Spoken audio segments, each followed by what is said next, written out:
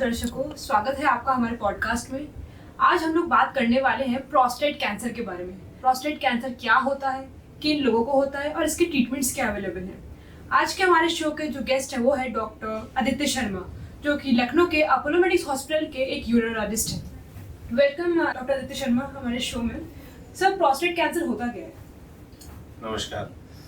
Prostate cancer जैसे किसी भी कैंसर की तरह सेल्स की अनइंटरप्टेड ग्रोथ जब होने लगती है, जब भी कोई सेल एक नॉर्मल सेल से कैंसरस सेल में परिवर्तित हो जाती है और वो जब प्रॉब्लम प्रोस्टेट में होती है तो वो प्रोस्टेट कैंसर होता है। तो प्रोस्टेट एक ऐसी ग्रंथि है जो कि पुरुषों में पाई जाती है। प्रोस्टेट यूरिनरी पैसेज के में उपस्थित ग्रंथि है जो कि यूरिनरी ब्लैडर के नीचे यूरेथ्रा के अराउंड होती है। जब इसमें अनइंटरप्टेड सेल्स की ग्रोथ कैंसरस फॉर्म में होने लगती है तो यह प्रोस्टेट कैंसर कहलाता है। सर, प्रोस्टेट कैंसर के सिम्टम्स क्या है? देखिए, कोई भी कैंसर में अर्ली स्टेज में जनरली कोई सिम्टम्स नहीं आते हैं। Same is true about prostate cancer. So in early stage there are hardly any symptoms. लेकिन जैसे जैसे प्रोस्टेट की ग्रोथ बढ़ती जाती है तो क्या होता है कि जैसे नॉर्मल प्रोस्टेट है तो यूरिनरी पैसेज में यूरिन के निकलने की जगह बचती है, लेकिन जब प्रोस्टेट की ग्रोथ हो जाती है तो वो यूरिनरी पैसेज को दबाने लगती है। इसकी वजह से यूरिन संबंधित सिम्टम्स आते हैं, जैसे कि पेशाब बार बार लगना, एक बार में पूरा पेशाब क्लियर नहीं होना, पेशाब में जलन होना, पेशाब की धार कमजोर हो जाना, ऐसे सिम्टम्स होते हैं। इसके अलावा प्रोस्टेट का जो दूसरा इम्पोर्टेंट फंक्शन है, एक्चुअल प्रोस्टेट एक सेक्सुअल ऑर्गन है। तो प्रोस्टेट जो है वो सीमेन बनाता है। तो जब प्रोस्टेट में कैंसर हो जाता है तो सीमेन में ब्लड आना या सीमेन डिस्चार्ज के समय, इजैकुलेशन के समय पेन होना, ऐसे सिम्टम्स देखे जा सकते हैं। जब प्रोस्टेट कैंसर प्रोस्टेट से निकल के बाहर फैलने लगता है और मोस्ट कॉमन साइट इसके स्प्रेड की बोन्स होती है, यानी रीढ़ की हड्डी। तो 50 वर्ष की उम्र के बाद किसी को बैक एक हो रहा है या वेट लॉस हो रहा है, ये सब सिम्टम्स भी प्रोस्टेट कैंसर के हो सकते हैं। So what are the causes of prostate cancer? देखिए, मोस्टली तो ये ब्रॉडली कोई एक कारण नहीं है। There are many risk factors जिनकी वजह से प्रोस्टेट कैंसर हो सकता है। जैसे कि सबसे मोस्ट इम्पॉर्टेंट आज के समय में है जो टोबैको और टोबैको से बनी हुई चीज़ों का कोई सेवन करता है, जैसे स्मोकिंग हो गया या किसी भी फॉर्म में टोबैको कंजम्पशन करते हैं, वो एक रिस्क फैक्टर है। इसके अलावा एनिमल प्रोडक्ट्स का consumption, like non vegetarian diet जो लोग ज़्यादा लेते हैं उसमें ये रिस्क देखा जाता है। जेनेटिक प्रिडिस्पोजिशंस होते हैं, अर्थात जिन लोगों के प्रीवियस जनरेशन में किसी को प्रोस्टेट कैंसर हुआ है तो genetically they are more predisposed to develop prostate cancer. At the same time they develop prostate cancer at earlier age, like early age normally prostate cancer 50-60 वर्ष की उम्र के बाद होता है। लेकिन अगर किसी को पिछली जनरेशन में हुआ है तो नेक्स्ट जनरेशन में even after the age of 40 years also prostate cancer होने की संभावना हो सकती है। इसके अलावा कुछ रेशियल प्रिडिस्पोजिशंस हैं, जैसे अफ्रीकन अमेरिकन रेस है, उसमें ये ज़्यादा देखा जाता है। इंडिया में अभी तक बहुत ऐसा विशेष डेटा नहीं है कि कोई रेशियल प्रिडिस्पोजिशन है। हालांकि इंडियन में इंसिडेंस यूरोपियन एवं कॉकेशियन रेस से कम है, अफ्रीकन अमेरिकन से कम है, लेकिन फिर भी ये सिग्निफिकेंट नंबर है considering our large population. Sir, यही मेरा नेक्स्ट क्वेश्चन था कि are there any particular men जिनमें ये डिजीज बहुत ज़्यादा पाया जाता है? अगेन, जिनका सेडेंटरी लाइफस्टाइल है, excess non vegetarian diet consumption है, टोबैको या रिलेटेड प्रोडक्ट्स का कंजम्पशन है, फैमिली हिस्ट्री है, तो नेचुरली वो लोग ज़्यादा प्रिडिस्पोज्ड हैं इसके लिए। At the same time lack of sexual activity ज़्यादा ना होने में भी एक रिस्क फैक्टर इसकी वजह से होता है। So are there any other conditions that have symptoms like prostate cancer? हाँ, जैसे कि प्रोस्टेट के जो जितने भी सिम्टम्स हमने बात की कि प्राइमरली कोई सिम्टम नहीं है अर्ली स्टेज में, लेकिन सिम्टम्स होते इसलिए कि जब प्रोस्टेट एनलार्जमेंट हो जाता है। प्रोस्टेट एनलार्जमेंट बिनाइन भी हो सकता है, नॉन कैंसरस एनलार्जमेंट भी हो सकता है, जिसको बिनाइन प्रोस्टेटिक हाइपरट्रॉफी या हाइपरप्लेजिया कहते हैं, या कॉमन शॉर्ट फॉर्म में बीपीएच कहते हैं। तो ये प्रोस्टेट कैंसर के मुकाबले मच कॉमन कंडीशन है।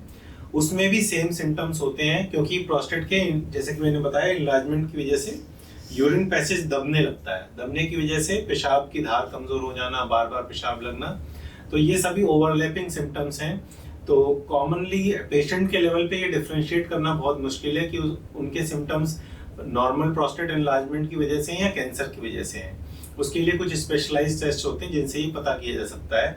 अतः किसी को भी यूरिनरी संबंधित या सेक्सुअल सिम्टम्स आ रहे हैं, उनको विशेष तौर पे यूरोलॉजिस्ट से चेकअप कराना चाहिए, क्योंकि ये सिम्टम्स से डिफरेंशिएट नहीं किया जा सकता कि ये सिम्टम प्रोस्टेट नॉर्मल एनलार्जमेंट के हैं या कैंसर के की वजह से हो रहे हैं। सर मान लीजिए किसी पेशेंट में सिम्टम्स नहीं पाए गए हैं, लेकिन तो हम लोग कैसे प्रोस्टेट कैंसर को डिटेक्ट कर सकते हैं? हाँ, ये बहुत इंपॉर्टेंट क्वेश्चन है, क्योंकि early detection is the first step towards cure. तो इसमें इम्पॉर्टेंट बात यह है कि अगर सिम्टम नहीं भी हैं तो ये जनरल एडवाइजरी है। जो लोग स्मोकर्स हैं उनमें 40 इयर्स की एज के बाद से PSA की जांच, एक ब्लड टेस्ट होता है प्रोस्टेट स्पेसिफिक एंटीजन, और एक डिजिटल रेक्टल एग्जामिनेशन जो यूरोलॉजिस्ट द्वारा होता है। ये 2 जांचें करानी चाहिए। जो लोग स्मोकर्स हैं उनमें 40 इयर्स की एज के बाद, और जो लोग नॉन स्मोकर हैं उनमें 50 इयर्स की एज के बाद ये जांच करानी चाहिए। इससे maximum number of prostate cancers को डिटेक्ट किया जा सकता है। तो ये मेरा नेक्स्ट क्वेश्चन था, PSA टेस्ट को थोड़ा इलैबोरेट कीजिए। PSA देखिए, जैसे उसका फुल फॉर्म है प्रोस्टेट स्पेसिफिक एंटीजन। ये एक ब्लड में पाया जाने वाला पदार्थ है जो कि प्रोस्टेट से सिक्रीट होता है। तो इसके एंटीजन को जब ब्लड में मेजर किया जाता है, नॉर्मली ये लेवल अंडर 45 इयर्स की एज में 2.5 से कम होना चाहिए, और 50 इयर्स की एज के बाद ये 4 से कम होना चाहिए। तो जिन केसेस में ये राइज होने लगता है, जैसे सिंपल ब्लड टेस्ट है, नॉर्मल कहीं जैसे शुगर टेस्ट करते हैं या हीमोग्लोबिन टेस्ट करते हैं, बहुत ही साधारण ब्लड टेस्ट है। तो इसको कोई भी हेल्थ टेस्ट के साथ आप क्लब करके करवा सकते हैं, और इससे काफी हद तक प्रोस्टेट कैंसर डिटेक्शन में मदद मिलती है। सर मान लीजिए किसी पेशेंट में PSA टेस्ट से ये प्रोस्टेट कैंसर का वो कुछ एंटीजन्स पाए गए हैं, तो इसका नेक्स्ट स्टेप क्या होने वाला है? अगर PSA हाई आता है रूटीन हेल्थ चेकअप में, पहले ये समझना जरूरी है कि PSA बढ़ने का मतलब, डायरेक्ट मतलब ये नहीं है कि कैंसर है ही। It's not a 100% confirmatory test, because PSA can be high even with prostatitis or prostatic inflammation, or sometimes in infection, prostatic surgery, prostatic stimulation, post ejaculation, there are various conditions जिसमें PSA बढ़ सकता है। तो इन सब conditions से हमें prostate cancer को differentiate करना है। उसमें एक इम्पॉर्टेंट कंपोनेंट होता है डिजिटल रेक्टल एग्जामिनेशन, जो कि यूरोलॉजिस्ट जांच करके स्वतः एग्जामिन करके देखते हैं क्या उसमें कैंसर जैसे लक्षण दिख रहे हैं। अगर उसमें कुछ संभावना लगती है तो कुछ फर्दर आगे जांचें हो सकती हैं, जिसमें CT स्कैन किया जा सकता है, या MRI, विशेष तौर पे मल्टी पैरामीट्रिक MRI एक जांच होती है, जिससे ये काफ़ी हद तक पता किया जा सकता है कि ये जो PSA का राइज है या कोई कैंसरस रीजन की वजह से है या नॉन कैंसरस की वजह से है। इसके अलावा फर्दर कुछ टेस्ट हैं, बोन स्कैन है, जो ये पता कर सकता है कि क्या प्रोस्टेट कैंसर बॉडी में कहीं फैला हुआ है। और अत्यधिक एडवांस या लेटेस्ट टेस्ट की बारे में बात करें, अगर हमें देखना है कि प्रोस्टेट कैंसर क्या कहीं बॉडी में स्प्रेड है या माइक्रोस्कोपिक लेवल पे भी बहुत अर्ली स्प्रेड को भी देखना है, तो PSMA, prostate specific membrane antigen से रिलेटेड PET CT होता है। एक नॉर्मल PET स्कैन होता है, एक PSMA PET स्कैन होता है, जो कि प्रोस्टेट के लिए स्पेसिफिक है। तो वो करके हम लोकल और रीजनल एवं होल बॉडी में क्या कोई स्प्रेड है इसको चेक कर सकते हैं। सर प्रोस्टेट कैंसर को ट्रीट कैसे किया जा सकता है? प्रोस्टेट कैंसर का ट्रीटमेंट अगेन स्टेज पे डिपेंड करता है। ट्रीटमेंट के लिए हमें पहले उसकी स्टेजिंग कंप्लीट करनी होती है। जो मैंने जांचें बताई, इनसे स्टेज डिसाइड होगी, क्या वो प्रोस्टेट कैंसर प्रोस्टेट में ही निहित है, is it limited to the prostate, और has it gone outside the prostate. Second step is, has it gone outside beyond the boundaries of the local area, यानी वो लिम्फ नोड में जा चुका है या बोन्स में जा चुका है। तो उसके आधार पे डिसाइड करते हैं कि क्या ट्रीटमेंट हो सकता है। ट्रीटमेंट में सर्जिकल ऑप्शन है, यानी सर्जरी की जा सकती है। सेकेंड ऑप्शन रेडियोथेरेपी है, रेडिएशन दिया जा सकता है। और थर्ड ऑप्शन होता है उसमें कीमोथेरेपी एवं हार्मोनल थेरेपी। इनफैक्ट ये 3 या 4 प्रकार के ट्रीटमेंट हैं, जो कि मिक्स एंड मैच में डिपेंड करता है किस स्टेज में प्रोस्टेट कैंसर है, उसके आधार पर किए जाते हैं। जैसे अर्ली स्टेज प्रोस्टेट कैंसर, जो कि प्रोस्टेट में ही लिमिटेड है या कि लोकली एडवांस्ड है, कुछ हद तक ब्लैडर या सेमिनल वेसिकल को इन्वॉल्व किया हुआ है, तो इनमें सर्जरी के काफ़ी अच्छे रिजल्ट्स हैं। तो सर्जरी करके उसको पूरी तरह निकाल देते हैं तो ये क्यूरेटिव होता है। जिन केसेस में लिम्फ नोड में गया हुआ है उसमें hormonal therapy, radiation therapy, surgical therapy की यानी मल्टी मॉडल थेरेपी के फॉर्म में इसको करने से काफ़ी अच्छे रिजल्ट्स आ सकते हैं। जिन केसेस में बॉडी के डिस्टेंट पार्ट्स में चला गया है तो ऐसे केसेस में हार्मोनल थेरेपी एवं कीमोथेरेपी के माध्यम से प्रोस्टेट कैंसर को कंट्रोल किया जा सकता है। सर वॉचफुल वेटिंग क्या होता है? वॉचफुल वेटिंग एक रिजर्व टर्म है ऐसे केसेस में जहां जैसे मैंने बताया ये बढ़ती हुई उम्र का डिजीज है या कैंसर है। इनफैक्ट ये पाया गया है ऑटोप्सी रिपोर्ट्स में और जांचों में कि 70 वर्ष की उम्र के बाद अगर सारे ऑटोप्सीज किए गए उसमें देखा गया कि 70% 70 to 80% पुरुषों में जिनमें किसी और कारण से डेथ हुई थी, जस्ट प्रोस्टेट चेकअप में पता चला कि 70-80% of them had prostate cancer. तो इसका मतलब ये नहीं है कि हर व्यक्ति जिसको प्रोस्टेट कैंसर है they will die because of prostate cancer. 70 years, 80 years, 90 years की एज तक आते आते 70, 80, 90% लोगों की प्रोस्टेट में कैंसरस ग्रोथ हो सकती है, लेकिन वो कैंसर इतना स्लो ग्रोइंग हो सकता है कि उसकी वजह से व्यक्ति को लाइफ रिस्क ना हो। तो इसका मतलब है कि हर व्यक्ति को कैंसर के ट्रीटमेंट कराने की जरूरत नहीं है। अगर कोई 85 ईयर ओल्ड जेंटलमैन है जस्ट बिकॉज पीएसए हाई आया है तो he really doesn't have to go entire treatment process. So उन ऐसे सिलेक्टेड केसेस में हम वॉचफुल वेटिंग, इसका मतलब है कि हम पीएसए और जांचों के माध्यम से उसको ऑब्जर्व करते रहते हैं। अगर वो कोई प्रॉब्लम करता है तो उसके लिए ट्रीटमेंट करते हैं। अदरवाइज काफी केसेस में ग्रोथ प्रोस्टेट कैंसर की इतनी स्लो होती है कि without any treatment also patient को ऑब्जर्वेशन में रखा जा सकता है। सर और कौन कौन सी सर्जरीज अवेलेबल है प्रोस्टेट कैंसर के लिए? सर्जिकल ट्रीटमेंट में देखिए conventional open surgery prostate cancer के लिए होती थी, लेकिन ओपन सर्जरी के अपने ड्रॉबैक्स थे, ब्लड लॉस, विजन बहुत अच्छा नहीं होना, देयर वर मेनी लिमिटेशन। तो उसके बाद जो नेक्स्ट बेटर ऑप्शन है वो लेप्रोस्कोपिक सर्जरी है।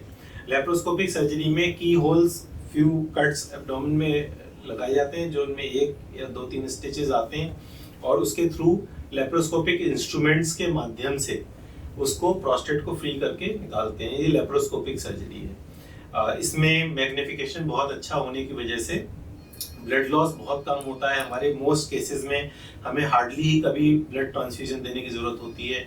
पेशेंट की रिकवरी बहुत फास्ट होती है, वो जल्दी अपने मोस्टली 48 आवर्स में वो घर जा पाते हैं। 3rd-4th डे से अपनी रेगुलर रूटीन एक्टिविटीज स्टार्ट कर लेते हैं। तो ये और लेटेस्ट पे आएंगे तो जो सर्जिकल डेक्सटेरिटी को इम्प्रूव करने के लिए रोबोटिक सर्जरी का लेटेस्ट मॉडलिटी है जिसमें रोबोटिक आर्म्स के माध्यम से उस सर्जरी को किया जा सकता है। लेप्रोस्कोपिक और रोबोटिक ऑलमोस्ट सेम है, बट उसमें कमांड कंप्यूटर पे एक रोबोटिक कंसोल पे सर्जन रोबोटिक आर्म्स को देते हैं और उसके थ्रू सर्जरी होती है। ये सर्जरी के टाइप्स हैं। सर रेडिएशन कैसे यूज किया जा सकता है प्रोस्टेट कैंसर को क्योर करने के लिए? देखिए रेडिएशन थेरेपी एक हाईली फोकस्ड एक्सरेज होते हैं जो कि जिसको हम टारगेटेड बीम के थ्रू प्रोस्टेट एरिया में फोकस करते हैं। तो रेडिएशन थेरेपी से लोकलाइज्ड एवं लोकली एडवांस प्रोस्टेट कैंसर को टारगेट किया जा सकता है। कई बार ब्लीडिंग हो रहा है उसको टारगेट किया जा सकता है। लिम्फ नोड एरिया में रेडिएशन दिया जा सकता है ताकि उसकी कैंसरस ग्रोथ को खत्म किया जा सके या कम स्लो डाउन किया जा सके। लोकलाइज केस में ब्रैकीथेरेपी होती है जिसमें नीडल्स के थ्रू डायरेक्टली प्रोस्टेट में लोकलाइज रेडिएशन दिया जा सकता है। तो इससे प्रोस्टेट कैंसर की ग्रोथ को काफी हद तक रोका जा सकता है और बहुत अर्ली स्टेज के कैंसर्स में पूरी तरह क्योर भी किया जा सकता है। सर हार्मोनल थेरेपी को कैसे यूज कर सकते हैं प्रोस्टेट कैंसर को रोकने के लिए? हार्मोनल थेरेपी मोस्टली तब रिक्वायर्ड होती है या तो वो कैंसर लोकली एडवांस्ड है या ऑलरेडी मेटास्टेटिक है जिसमें सर्जरी हो चुकी है या फिर ऑलरेडी हमें पता है कि लोकली एडवांस्ड डिजीज है या मेटास्टेटिक मतलब बॉडी में फैल चुकी है। तो ऐसे केसेस में हार्मोनल थेरेपी दी जाती है जो कि मोस्टली इंजेक्शंस, टैबलेट्स के फॉर्म में है। तो ये हार्मोनल मैनिपुलेशन करके जो प्रोस्टेट की ग्रोथ के लिए रिस्पॉन्सिबल है मेल हार्मोन टेस्टोस्टेरोन है। तो उस टेस्टोस्टेरोन को कैसे कम करें बॉडी में वो मेडिकली किया जा सकता है और हार्मोनल मैनिपुलेशन से प्रोस्टेट कैंसर की ग्रोथ को बहुत ही स्लो डाउन किया जा सकता है। सर ये जो ट्रीटमेंट्स आपने अभी बताए इन ट्रीटमेंट्स का कोई साइड इफेक्ट तो नहीं है?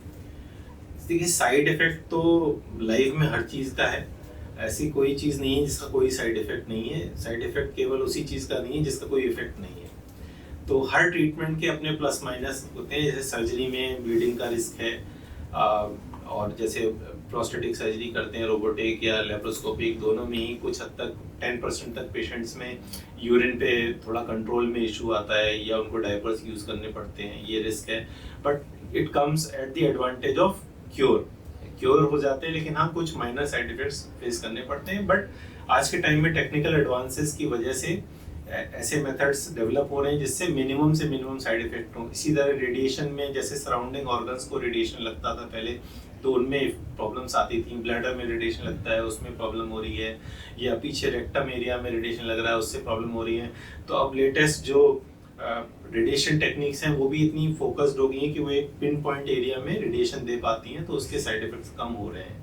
हार्मोनल थेरेपी के because testosterone hormone is needed for bone growth, muscle strength, तो ये सब जब हार्मोनल मैनिपुलेशन होता है तो ये ऑर्गन्स पे इफेक्ट आता है, वीकनेस लगती है, बोन डेंसिटी कम होती है। तो इसलिए एडवाइस करते हैं कि एक्सरसाइज करें, फिजिकल एक्टिविटी अच्छी रखें, ताकि इन साइड इफेक्ट्स को ओवरकम किया जा सके। All the side effects are mostly bearable. Chemotherapy के भी अपने इसी प्रकार के साइड इफेक्ट्स होते हैं, तो mostly they are bearable, but उनके advantages are many fold compare to the side effects. Sir, और कौन-कौन से फॉलोअप ट्रीटमेंट्स अवेलेबल हैं? Followup treatments in the sense after hormonal therapy, अगर उसके बियॉन्ड भी जाते हैं तो कीमोथेरेपी है जिससे हम उसको कवर कर सकते हैं। और एक्चुअली हर ट्रीटमेंट से बेटर होता है प्रिवेंशन। तो lastly I would like to talk about how you can prevent if you are a young man and you think कि अब मुझे आगे प्रोस्टेट कैंसर या रिलेटेड प्रॉब्लम नहीं आनी चाहिए। First of all be aware about your family history. Family में किसी को ऐसी इशू हुए हैं तो आपको जल्दी इस पे एक्शन लेने की ज़रूरत है। अर्ली स्टेज से PSA स्क्रीनिंग करने की ज़रूरत है। सेकेंड थिंग इज़, अगर स्पेशली स्मोकिंग, टोबैको प्रोडक्ट्स की कंजम्पशन से दूर रहें। मात्रा इम्पॉर्टेंट नहीं है कि मैं एक ही सिगरेट पीता हूँ या मैं 2 पीता हूँ और कोई और 10 पीता है। हर एक व्यक्ति की बॉडी अलग है। अमाउंट ऑफ स्मोकिंग, बहुत कम मात्रा में स्मोकिंग जो लोग करते हैं उनमें भी ये रिस्क फैक्टर पाया गया है। इसी प्रकार से फिजिकल एक्टिविटी का बहुत अधिक रोल है। आप एक्टिव रहते हैं, एक्सरसाइज करते हैं, उससे आपकी बॉडी में जो डिजीज फाइटिंग एबिलिटी बढ़ती है। डाइट में excess non vegetarian consumption, especially red meat का कंजम्पशन बहुत लिमिट करना चाहिए, क्योंकि ये नॉन रिस्क फैक्टर है प्रोस्टेट कैंसर के लिए, कोलन कैंसर के लिए, कई प्रकार के कैंसर्स के लिए। फिजिकली एक्टिव रहें and healthy sexual life is also helpful in reducing chances of development of prostate cancer. Plus हर व्यक्ति रिस्क फैक्टर हो या ना हो, जैसे मैंने बताया स्मोकर्स को 40 इयर्स के बाद और नॉन स्मोकर मेल को 50 इयर्स के बाद रेगुलर एनुअल हेल्थ चेकअप में PSA की जांच कराएं और एक यूरोलॉजिस्ट से एग्जामिनेशन कराएं कि कोई प्रोस्टेट रिलेटेड प्रॉब्लम तो नहीं है। सर, मेरा लास्ट क्वेश्चन आपसे ये कि क्या कोई भी पुरुष प्रोस्टेट कैंसर को सर्वाइव कर सकता है? नहीं, आज के टाइम में जो मॉडलिटीज आ रही हैं, in fact most men will survive prostate cancer as long as they approach it correctly and they seek treatment for it. Maximum unfortunate बात ये है कि हिंदुस्तान में या इंडिया में इसके बारे में अवेयरनेस बहुत कम होने की वजह से मैक्सिमम लोगों का डिटेक्शन ही स्टेज 4 में, स्टेज 3, स्टेज 4 में होता है। तब ज़्यादातर थेरेपीज बहुत इफेक्टिव नहीं हो पाती। मैंने बताया स्टेज 1 में, स्टेज 2 तक तो सर्जिकल रिमूवल या रेडिएशन थेरेपी से ही क्यूरेटिव अप्रोच में क्योर हो सकते हैं, मतलब once for all they will be cured of it. उसके बियॉन्ड भी बहुत सारी थेरेपीज हैं जिनसे कैंसर की ग्रोथ को इतना स्लो किया जा सकता है कि व्यक्ति अपनी नॉर्मल लाइफ जिएगा। तो यानी survival is as good as 97%। Almost 100 men who will develop prostate cancer, only 2 to 3 will lose life because of prostate cancer। तो ये एक अच्छी बात है कि अवेलेबल ट्रीटमेंट की वजह से और सही समय पे ट्रीटमेंट को अवेल करने की वजह से हेल्दी लाइफ जी जा सकती है और प्रोस्टेट कैंसर से होने वाले नुकसानों से बचा जा सकता है। Thank you doctor for your time. मुझे उम्मीद है कि आप सबको इस पॉडकास्ट के जरिए आपने बहुत सारे प्रोस्टेट कैंसर के बारे में जाना होगा और ये भी जाना होगा कि उसके ट्रीटमेंट्स भी अवेलेबल हैं और इसको सर्वाइव भी किया जा सकता है। Thanks for watching. Thank you.